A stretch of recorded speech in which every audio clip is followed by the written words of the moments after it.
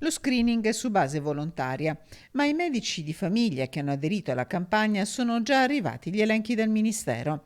A fare il test sierologico, una decina di minuti in tutto, sono invitati insegnanti e operatori del mondo della scuola.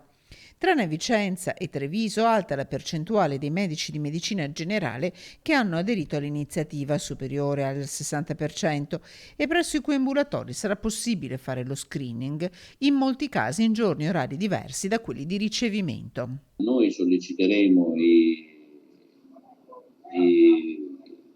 gli insegnanti o gli altri, quindi i collaboratori, a prendere un appuntamento con noi, venire, si fa il test e in base al risultato del test, se è negativo si certificherà la negatività, se è positivo siamo già d'accordo con le aziende, immediatamente verrà fatto il tampone. In attesa dell'esito, il paziente sarà invitato a rimanere a casa, un servizio fondamentale per garantire cittadini e famiglie. Per questo l'invito al personale a partecipare. E senso di responsabilità verso se stessi, verso gli altri e soprattutto verso i genitori per far riportare a scuola i ragazzi e i bambini in serenità. E in un momento come questo la cosa importante è la serenità. Se non sarà possibile fare il test presso il medico di famiglia, aperte corsie preferenziali nelle ULS.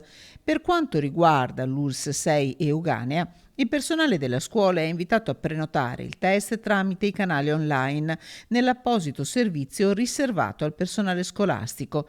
I test si effettueranno dal lunedì al venerdì dalle 14 alle 19 presso le sedi dei distretti.